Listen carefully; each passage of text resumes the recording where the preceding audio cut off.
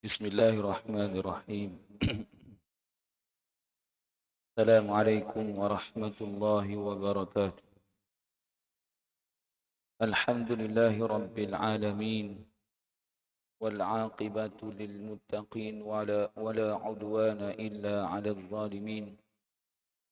والصلاة والسلام على أشرف الأنبياء والمرسلين سيدنا محمد وعلى آله وصحبه ومن تبعهم بإحسان إلى يوم الدين، أما بعد. سبحانك لا علم لنا إلا ما علمتنا إنك أنت العليم الحكيم. رب اشرح لي صدري ويسر لي أمري واحلل عقدة من لساني يفقه قولي. رب يسر ولا تؤسر وتمم بالخير. اللهم أخرجنا من ظلمات الوهم وأكرمنا بنور الفهم وافتح علينا بمعرفة العلم وسهل أخلاقنا بالحلم واجعلنا ممن يستمعون القول فيتبعون أحسنه.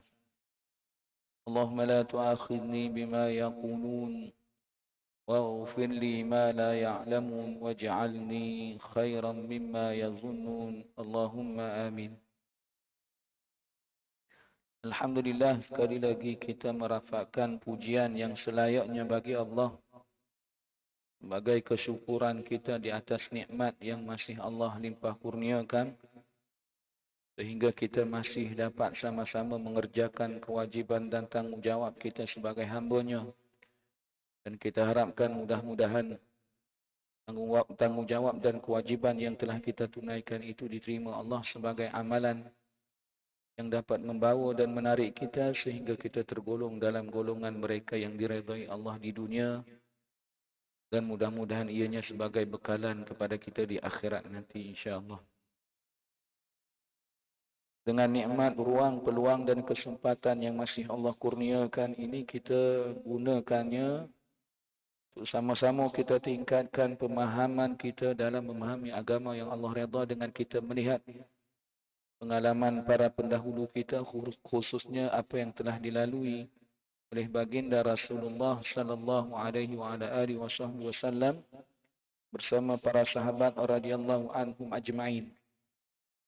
Kerana peristiwa-peristiwa yang berlaku itu bukan sekadar peristiwa-peristiwa bersempena semata-mata, tapi peristiwa yang mengandungi ibrah. Ibrah yang kita jadikan sebagai tauladan untuk kita ikuti dan contohi.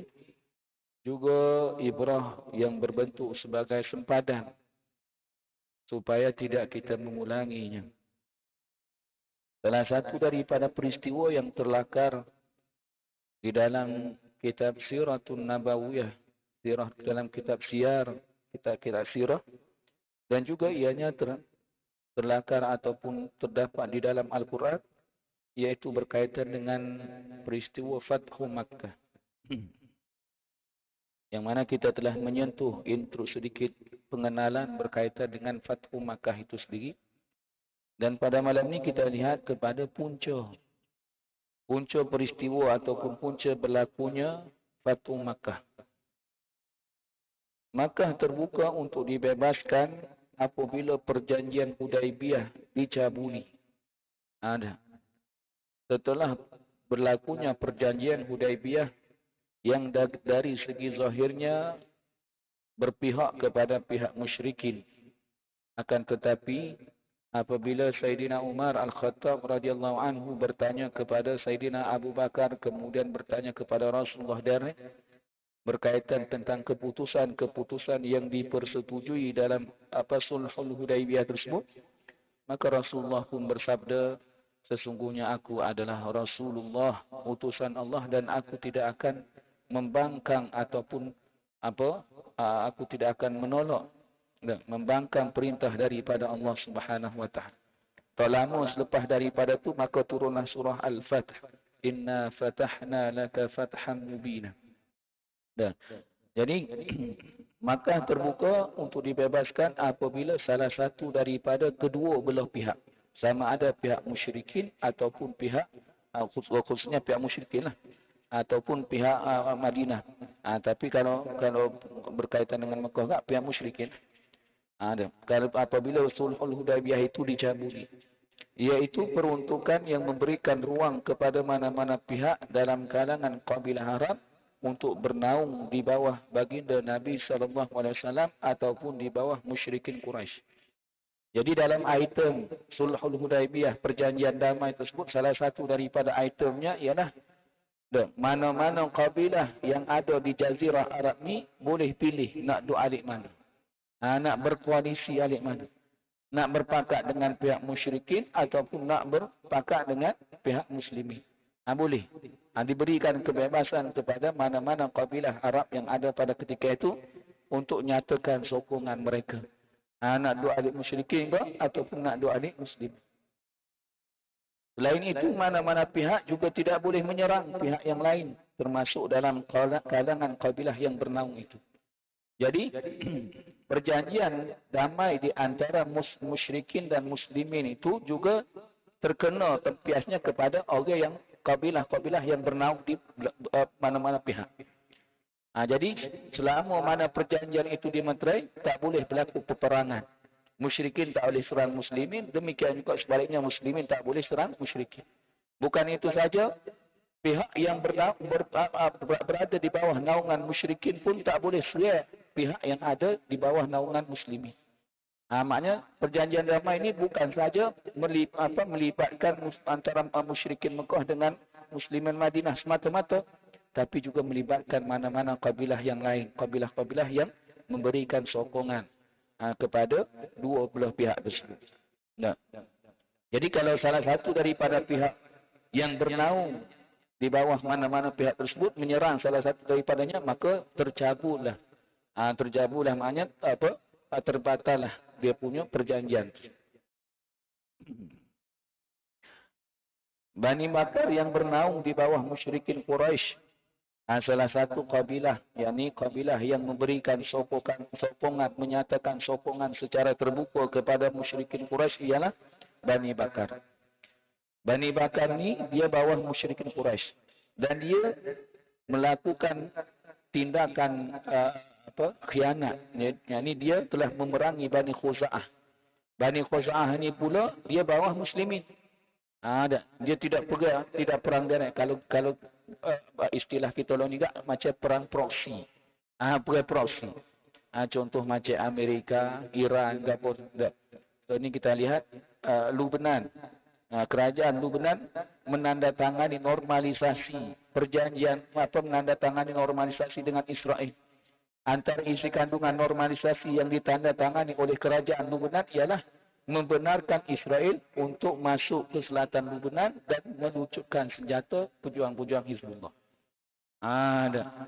Jadi asalnya Iran dalam perjanjian damai antara Iran dengan Amerika pastikan Israel jangan serang Lebanon. Tapi apa yang berlaku, kerajaan Lebanon main pintu belakang. Nak juga kerjasama dengan Israel. Sebab itu kita kata selama mana selama mana negara Arab dipimpin oleh khadam-khadam Israel ini, selama itu kita tak boleh nak bebaskan Palestin. Maknanya panjang lagi perjuangan kita. Ada. Ini kita. Jadi ini kita lihat. Ibarat kata perang proksi. Jadi pihak Bani Bakar, pihak musyrik ini antara yang bernaung di bawah dia ialah Bani Bakar, yang mana Bani Bakar ni menyerang pihak Bani Khuza'ah, yang mana Bani Khuza'ah ni di bawah kabilah ataupun di bawah di bawah jaminan ataupun di bawah pakatan muslimin Madinah. Permusuhan antara Bani Khuza'ah, Bani Bakar dan Bani Khuza'ah ni lama dah. Jadi Bani Bakar yang bernaung di bawah musyrikin Quraisy telah bertindak memerangi Bani Khuza'ah yang bernaung di bawah Rasulullah SAW. Hal ini disebabkan oleh permusuhan mereka yang telah lama, yang telah berlaku sebelum kedatangan Islam. Hanya baluh lama dah. Antara kabilah-kabilah itu lama dah baluh. Termasuk antaranya ialah Bani Bakar dan Bani Khuza'ah. Adapun kabilah Khuza'ah mempunyai hubungan sejak sekian lama dengan Abdul Muttalib, yakni datuk Nabi. Datuk Nabi. Dia ada perjanjian dengan datuk Nabi lagi. Hubungan yang bersejarah ini dipanjangkan pada zaman Islam. Apabila Rasulullah jadi pemimpin, maka Bani Khuza'ah pun menyambung semula hubungan yang pernah dimeterai di antara mereka dengan keluarga Abdul Muttalib. Rasulullah tetap mengiktiraf semua yang baik pada zaman jahiliyah.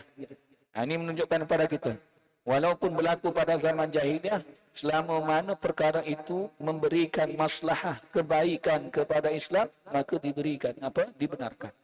Contohnya macam suaka politik, jaminan. Ada. Sebagaimana jaminan Ibnu Daginah kepada Abu Bakar.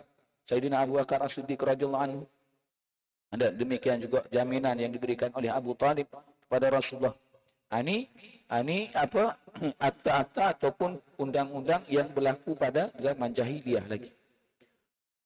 Jadi Rasulullah sebutkan, Rasulullah tetap mengiktiraf semua yang baik pada zaman jahiliyah, termasuk hubungan persaudaraan, hubungan kekeluargaan, dan perjanjian menentang kezaliman yang dikenali pada ketika itu sebagai Hilful Fudul. Ada Hilful Fudul ni berlaku ketika Rasulullah remaja.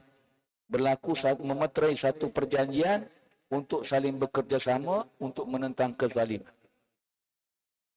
Kabilah Khuza'ah pula berasa bangga dengan hubungan persahabatan di bawah Abdul Muttalib yang merupakan pemimpin Mekah dan pengawal Kaabah pada ketika itu, yang dipuja sebagai pemegang amanah yang menjaga jemaah haji yang berkunjung ke sana sejak zaman dahulu. Perjanjian antara keluarga Abdul Muttalib dengan Khuza'ah sangat kukuh dengan nas perjanjiannya yang menegaskan dengan nama-Mu wahai Tuhan kami. Inilah perjanjian antara Abdul Muttalib bin Hashim dengan pemimpin keluarga Amr bin Rabi'ah daripada kabilah Khuza'ah. Mereka berjanji untuk saling tolong-menolong dan bantu-membantu selagi laut masih membasahi bulu binatang dengan janji setia yang tidak berbelah bagi. Orang tua terhadap orang tua, anak-anak terhadap anak-anak, serta yang hadir terhadap yang tidak hadir. Ini isi kandungan perjanjian antara Abdul Muttalib dan Bani Khuza'ah. Ini perjanjian lama. Ada. Tapi tetap diteruskan. Apabila Rasulullah dilantik menjadi Rasul, tetap jadi pemimpin umat Islam, tetap diteruskan. Mereka juga berjanji dan mengikat janji yang tidak dirungkai selagi matahari menyinari bumi, memancari padang rambut, selagi tegaknya bukit di Mekah, selagi Mekah didiami manusia. Perjanjian yang berpanjangan masa dikuatkan oleh matahari yang memancar dan kegelapan malam berpanjangan, bahawa Abdul Muttalib dan anak cucunya dan pemimpin-pemimpin Khuza'ah wajib saling bantu-membantu, kuat menguatkan dan tolong-menolong. Ini materai ataupun isi perjanjian di antara Abdul Muttalib dan Bani Khuza'ah. Dan seterusnya, maka menjadi kewajipan Abdul Muttalib dan orang-orang yang bersamanya membantu orang yang meminta, dan menjadi kewajipan kepada Khuza'ah membantu Abdul Muttalib dan anak cucunya dan orang yang bersamanya untuk menghadapi kaum Arab, sama ada di timur ataupun barat, maupun di tempat yang susah ataupun senang. Mereka jadikan Allah sebagai penjamin perjanjian ini, dan cukuplah wa kafa billahi jamila, cukuplah Allah sebagai penjamin yang terbaik. Ini isi kandungan perjanjian. Isi perjanjian di antara Bani Khuza'ah dengan Abdul Muttalib dulu.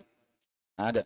Jadi apabila Rasulullah memimpin Madinah dan sebagainya, Bani Khuza'ah pun jumpa dengan Nabi dan kemudian menyambung semula. Ada, mengukuhkan semula perjanjian yang pernah termeterai tersebut.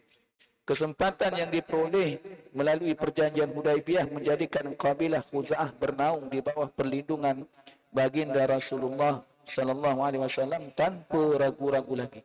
Apabila berlakunya Sulhul Hudaibiyah secara tidak langsung, walaupun dari segi zahirnya nampak berat sebelah, ada memberikan keuntungan ahli puak musyrikin, tapi dalam masa yang sama secara tidak langsung itu adalah satu bentuk pengiktirafan wujudnya negara Islam Madinah. Ada satu pengiktirafan kewujudan negara Islam Madinah. Maknanya dengan adanya negara ini, dengan buat perjanjian dengan Madinah tersebut, mengiktiraf Madinah itu adalah sebuah negara yang perlu dihormati kedaulatannya dan sebagainya. Termasuk di antara kedaulatannya ialah mana-mana pihak yang bernaung di bawah Madinah jangan dikacau oleh pihak yang bernaung di bawah Makkah dan sebagainya.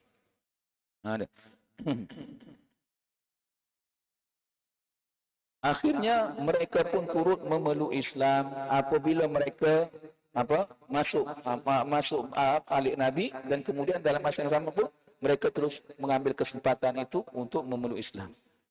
Rasulullah menunjukkan contoh ajaran Islam secara praktikal dengan menunaikan kewajiban mematuhi segala syarat dan peruntukan perjanjian Hudaibiyah kerana perintah Allah Subhanahu wa taala yang menjadi ajaran Islam itu wajib untuk diamalkan. Antaranya firman Allah Subhanahu wa taala, "Wal mufuna bi'ahdihim idza 'ahadu." Dan antara amal yang baik itu ialah apa dia? Ialah mereka yang setia menunaikan perjanjian apabila mereka membuat perjanjian. Ada menunaikan perjanjian tersebut. Begitu juga dengan sabda Rasulullah, "Al-muslimuna ala syurutihim." Orang-orang Islam itu wajib melaksanakan syarat-syarat yang telah ditetapkan oleh mereka. Sebab itu dalam peperangan Badar yang telah kita sebut dah sebelum daripada ni, iaitu Huzaifah bin Al-Yaman dengan pok dia. Apabila mereka keluar daripada Mekah, orang Mekah kata, "Mu nak pergi mana?" Ada, nak keluar. Dah. Apabila nak keluar, mereka pun kata, "Jangan pergi ke Madinah. Jangan sampai kita jumpa. Jangan sampai kita jumpa dalam peperangan nanti. Ini perjanjian kita." Jadi mereka Huzaifah pun ya, hamba janji. Apabila keluar daripada Mekah, jumpa Nabi di perjalanan. Nabi kami benar nak menyertai Nabi. Nak menyertai Nabi dalam peperangan Badar, tapi sebab kami janji dah dengan puak musyrikin. Kami janji dah dengan puak musyrikin tidak akan menyertai tentera Islam. Apa lagu mana? Nabi kata tunaikan janji. Jadi ini kita lihat. Al-muslimuna ala syurutihim. Orang-orang Islam itu wajib melaksanakan syarat-syarat yang telah ditetapkan oleh mereka, termasuk khususnya berkaitan dengan janji itu.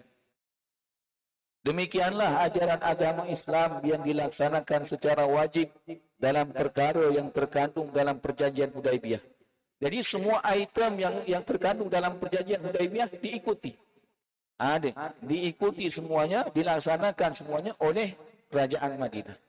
Bahkan melihat kepada item-item tersebut secara tidak langsung adalah ruang, peluang dan kesempatan kepada Madinah untuk meluaskan lagi pengaruhnya dengan berdakwah, menyampaikan Islam. Jadi apabila puak musyrikin tak boleh ganggu, itu kesempatan kepada umat Islam untuk menyebarkan dakwah. Tidak sebagaimana sebelum daripada ni. Antaranya peristiwa Ar-Raji, kemudian peristiwa Bi'run Ma'unah, yang mana pendakwah daripada Madinah nak pergi berdakwah ke perkampungan-perkampungan, apa yang berlaku? Mereka pun dikepung dan kemudian dibunuh. Jadi apabila berlakunya sulh Hudaibiyah, puak-puak musyrikin walau marah setelah mana sekalipun pada orang Islam, tak boleh buat. Kalau buat, terbatallah. Apabila terbatal, maknanya mereka lah kaum yang membatalkan perjanjian itulah yang patut diberikan hukuman. Demikianlah ajaran Islam yang dilaksanakan secara wajib dalam perkara yang terkandung dalam perjanjian Hudaibiyah. Ia tetap dilaksanakan walaupun pada peringkat awal para sahabat radhiyallahu anhum merasa berat, merasa perjanjian itu berat sebelah kerana lebih berpihak kepada musyrikin Mekah. Apabila tengok pada awal-awal lagi, Bismillahirrahmanirrahim, min Muhammad Rasulullah, daripada Muhammad Rasulullah. Suhail bin Amr kata, jangan tulis Muhammad Rasulullah. Kalau tulis Muhammad Rasulullah, kami itiraflah Muhammad itu Rasulullah. Lepas tulis apa dia? Tulis Muhammad bin Abdullah. Yang tulis pada ketika itu Sayyidina Ali. Sayyidina Ali tosih pandai hak Muhammad Rasulullah. Akhir sekali Nabi pun tak tanya hak mana so. Maka Nabi pun pandai. Jadi pada awalnya umat Islam pada ketika itu tengok item-item isi kandungan sulh Hudaibiyah itu memang berat sebelah. Mana-mana orang Islam yang keluar daripada Mekah di Madinah, orang Madinah kena atas. Mana-mana orang Islam keluar daripada Mekah menuju ke Madinah, orang Madinah kena atas. Akan tapi mana-mana orang Madinah apabila mereka keluar daripada Madinah pergi ke Mekah, mereka tak perlu dihantar. Kita kata jelaslah berat sebelah. Berat. Sebab itu sahabat ada di kalangan sahabat tak nampak macam rugi ahli kita. Ada. Namun pada hakikatnya secara praktikal memberikan keuntungan kepada Islam dan dakwah kerana dengan termeterainya perjanjian tersebut, tugas menyebarkan Islam sudah tidak boleh sewenang-wenangnya diganggu. Ni. Memang dari segi zahir, dari segi itemnya, nampak rugi ahli Islam. Tapi secara tidak langsung, kita lihat, Islam boleh tersebar dengan mudah. Gi dakwah, delegasi-delegasi, rombongan-rombongan dakwah di mana-mana dan sebagainya, tanpa ada halangan, tanpa ada sekatan daripada pihak-pihak yang memusuhi Islam. Ini dia. Bahkan mereka yang menganut Islam juga tidak boleh disekat dan tidak boleh diganggu gugat. Jadi dengan termeterainya Sulhul Hudaibiyah, perjanjian Hudaibiyah tersebut, secara tak langsung apabila orang telah menganut Islam, orang musyrikin tak boleh halang, tak boleh ganggu. Begitu demikian hanya bukan maknanya ada juga orang Islam yang ada di yang terdapat di Mekah dan sebagainya. Jadi orang musyrikin tak boleh, walaupun mereka duduk di Mekah sekalipun, orang musyrikin, orang Mekah ni, musyrikin Mekah tak boleh mengapu-apukan, menganiaya orang Islam. Golongan kufar musyrikin Quraisy pula tidak dapat menghalang daripada terzahirnya keburukan yang menjadi buah hasil daripada syirik dan kekufuran. Dalam keadaan mereka tidak boleh mengawal diri dan pengikut daripada hawa nafsu dan syaitan yang menjadi teman setia mereka. Maka perjanjian Hudaibiyah pun dicabulilah apabila Bani Bakar yang bernaung di bawah pemimpin Makkah memerangi Bani Khuza'ah yang bernaung di bawah Rasulullah sallallahu alaihi wasallam dengan dibantu secara sulit oleh kalangan pemimpin Mekah. Maknanya Bani Bakar ni bukan mereka saja, tapi dalam masa yang sama mereka minta bantuan daripada Quraisy. Minta bantuan daripada Quraisy. Bermakna apa dia? Bermakna secara tidak langsung Quraisy sendiri yang telah membatalkan. Walaupun dari segi zahirnya, dari segi majoritinya Bani Bakar, tapi dalam masa yang sama ada peranan Quraisy. Sebab apa? Sebab Quraisy ni juga menyumbang tenaga, juga menyumbang tenaga dan juga senjata. Ada. Mereka bukan sekadar menyumbang tenaga, tapi juga memberikan senjata kepada pihak Bani Bakar untuk menyerang puak yang berada di bawah naungan Islam, yakni Bani Khuza'ah. Serangan Bani Bakar ke atas Bani Khuza'ah sebenarnya telah membara sejak sekian lama sebelum kedatangan Islam lagi. Maka peluang tempoh ketenangan tersebut diambil untuk menyerang Khuza'ah. Jadi apabila ibarat kata tempoh tenang, tak boleh pergi. Jadi Bani Bakar melihat ia sebagai peluang keemasan mereka untuk sekali balas Bani Khuza'ah di atas peperangan-peperangan yang telah berlaku terdahulu. Menurut satu riwayat, keadaan menjadi tegang apabila seseorang dalam kalangan Bani Bakar itu mencela Rasulullah sallallahu alaihi wasallam. Ini punca-punca dia. Dia panggil kronologi dia. Punca-punca dan kronologi. Iaitu puncanya apa dia? Ada seorang Bani Bakar ni mencela Nabi. Dan kemudian menyanyikan ungkapan celaan tersebut. Nyanyi ke Nabi. Kata macam-macam pada Nabi. Tiba-tiba seorang pemuda dalam kalangan Khuza'ah memukulnya sehingga pecah kepala. Jadi apabila seorang Bani Bakar ni menghina Nabi, mencela Nabi, kebetulan didengar oleh salah seorang Bani Khuza'ah. Apabila didengar, ini kita lihat bagaimana respon seorang Muslim pada ketika itu apabila mendengar penghinaan kepada Nabi. Mereka terus bertindak. Kita lihat bagaimana apa yang berlaku kepada Ka'ab bin Al-Ashraf dan beberapa tokoh-tokoh yang lain, tokoh-tokoh Yahudi yang lain yang dibunuh kerana menghina dan mencela Nabi. Jadi apabila salah seorang Bani Bakar itu mencela Nabi, menghina dan mencela Nabi, buat menyanyi dengan bentuk nyanyian dan sebagainya, maka seorang Bani Khuza'ah ni pun, pemuda Bani Khuza'ah pun bangun dan kemudian kata orang yang menghina Nabi tersebut, pecah kepala dia.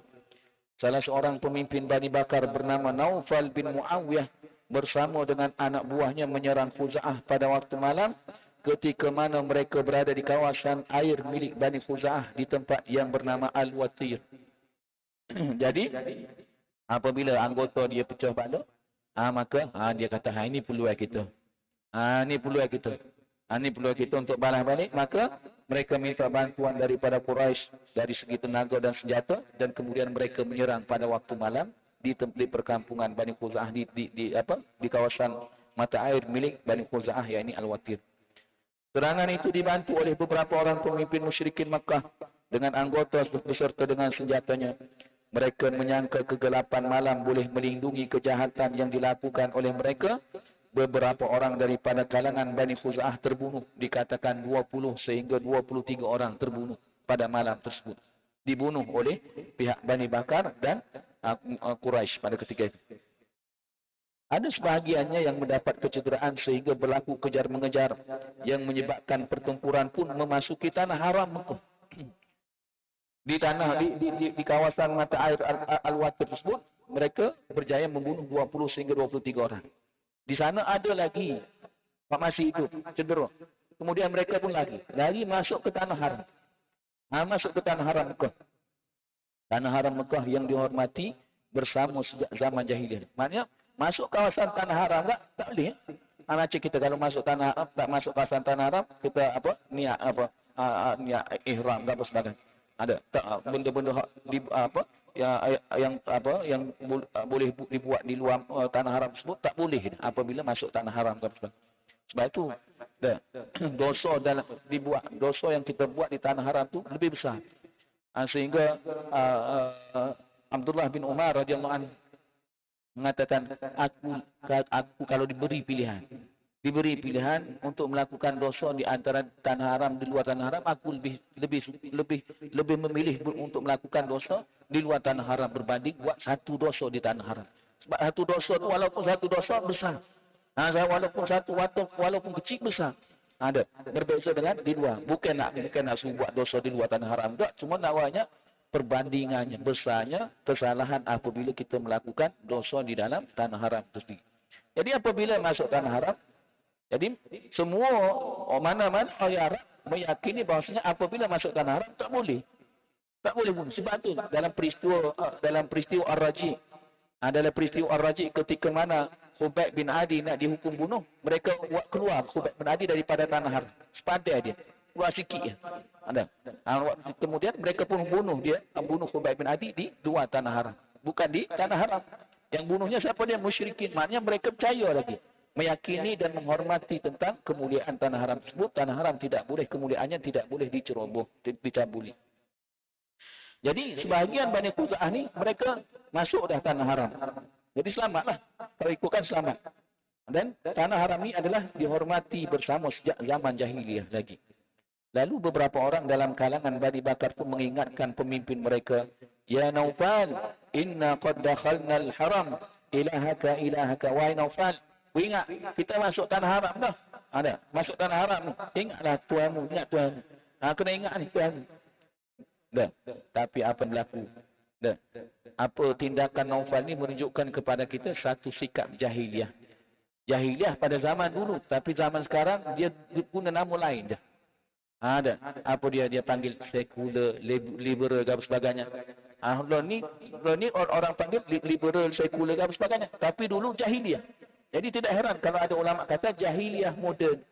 Jahiliyah moden. Apa dia kata? Dengan angkuhnya Naufal pun menyampuk, kalimatan azimatan la ilaha lahul yaum ya Bani Bakrin asibu sa'rakum fala amri innakum latasrikuna fil haram afala tusibuna sa'rakum fi. Ada angkuhnya, sombongnya dia ada kuasa kan dia. Apa dia kata? Dia ada kalimah agung yang dapat aku ucapkan bahawa pada hari ini la ilaha lahul yaum, hari ini tak ada Tuhan. Nak nahoyan.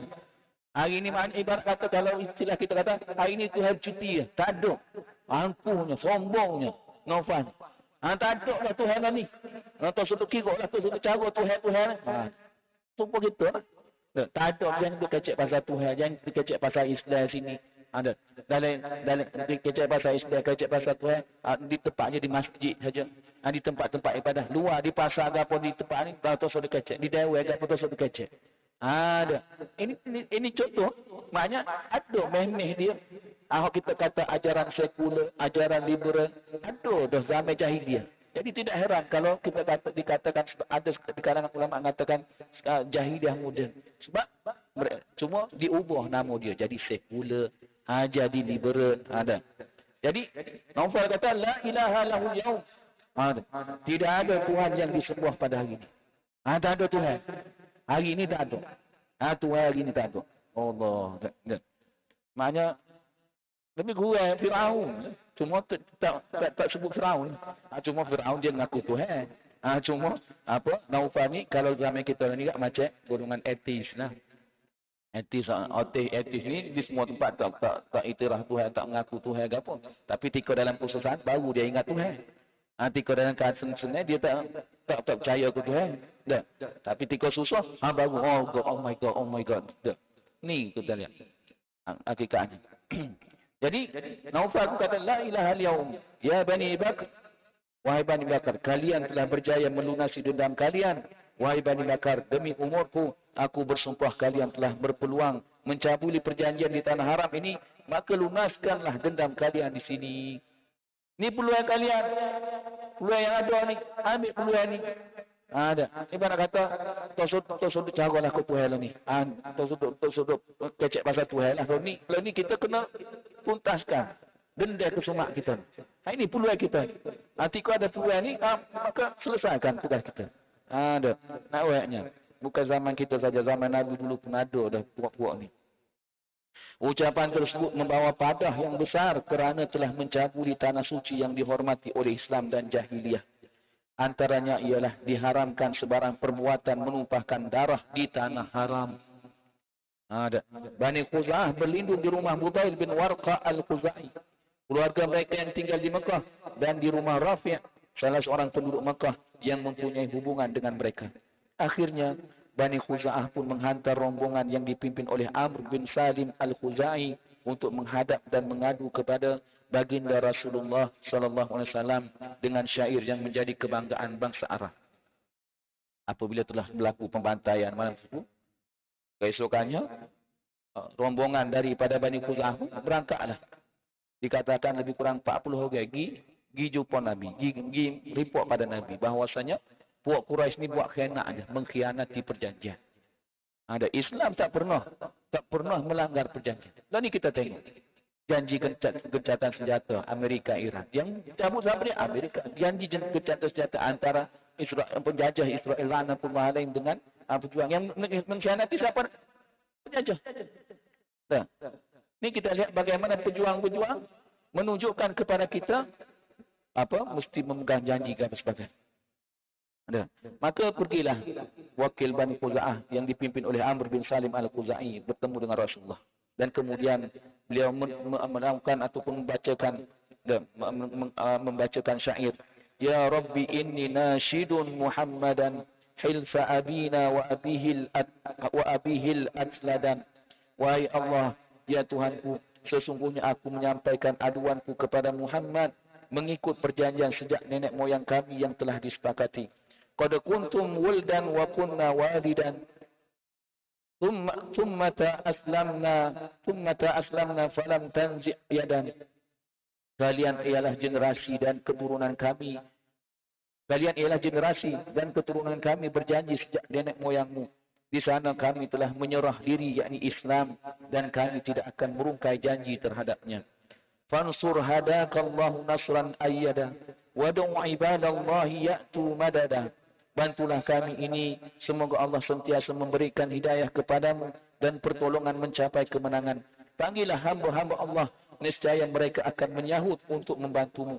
Fihim Rasulullah qad tajarrada abyada mislal badri yasmu su'uda. Dalam kalangan mereka itu ada utusan Allah yang berseri, laksana bulan purnama yang mengambang lagi dari kedudukannya yang tertinggi. Insima khasfan wajhu tarabbudah bi failaqin kal bahri tajri musbidan. Jika datang musuh mencabar, wajahnya berubah menjadi garang, bersama-sama mengepalai pasukan laksana laut yang mengalirkan buih-buihnya. Inna Quraisyan akhlafu kal mau'ida wa naqadu misaqakal muakkada. Sesungguhnya Quraisy telah mengkhianati perjanjian yang telah dimeteraikan. Mereka merungkai janji yang telah diikat teguh. Waj'alu li fi kada'in rusada. Waza'amu an lastu ad'u ahada. Mereka telah mengenakan diriku dan mendakwa tiada Tuhan yang dapat aku berdoa kepadanya. Wahum azallu wa aqallu adada. Hum bayatuna bil watiri hujjada. Sebenarnya mereka itu paling hina dan paling kecil bilangannya. Mereka menyerang kami pada waktu malam di tempat yang bernama Al-Watir. Wa qataluna ruk'an wa sujjada. Dan mereka membunuh kami ketika mana kami sedang rukuk dan sedang sujud. Ini khianatnya puak Bani Bakar yang di bawah pimpinan musyrikin. Rasulullah sallallahu alaihi wasallam menerima kedatangan rombongan Bani Khuza'ah di masjid di tengah-tengah keramaian sahabat radhiyallahu anhum ajmain dan bersabda dengan linangan air matanya, "Nusirta ya Amr bin Salim." Kamu pasti akan dibantu wahai Amr bin Salim. Mengikut satu riwayat yang lain, Rasulullah bersabda, "La nasarani Allahu illam ansur Bani Ka'b."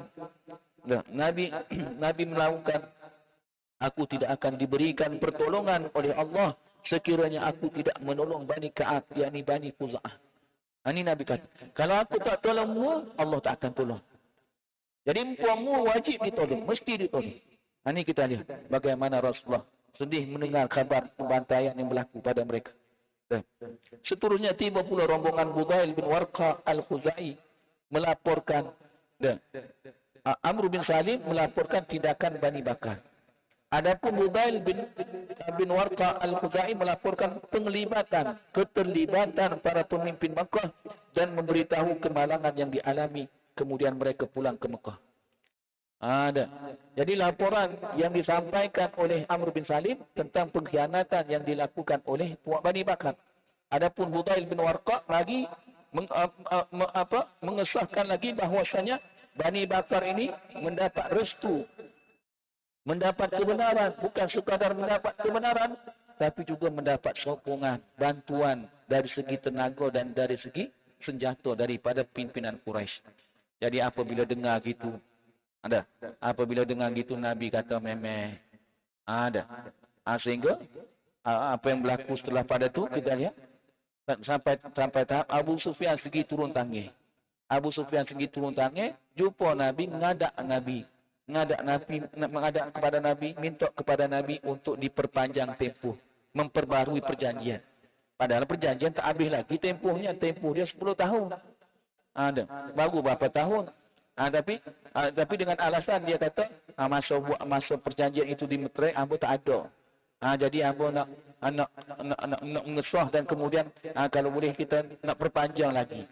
Supaya nak mengelakkan dalam arti kata lain, nak menutup tindakan yang telah dilakukan khianat oleh puak-puak musyrikin bersama dengan Bani Bakar dan sebagainya. Jadi itu kita lihat antara punca berlakunya Fathu Makkah, iaitu pengkhianatan, pencabulan perjanjian perjanjian yang dicabuli oleh pihak Quraisy sendiri bersama dengan sekutunya, yakni Bani Bakar.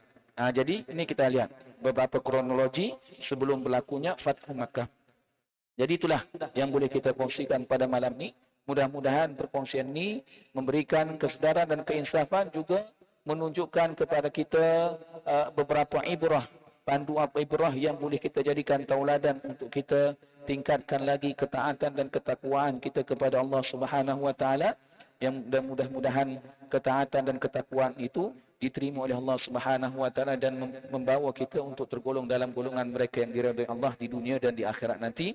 Dan kita juga memohon pada Allah untuk diberikan pertolongan kepada saudara-saudara kita yang masih lagi ditindas pada hari ini.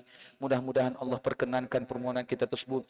Mudah-mudahan Allah berikan kekuatan, kesabaran, keteguhan dan kesembuhan kepada mereka yang sakit dan cedera, juga kesembuhan dan juga ganjaran syahid kepada mereka yang terkorban. Mudah-mudahan Allah perkenankan apa yang baik itu daripada Allah Subhanahu wa taala, yang kurang daripada kelemahan kita.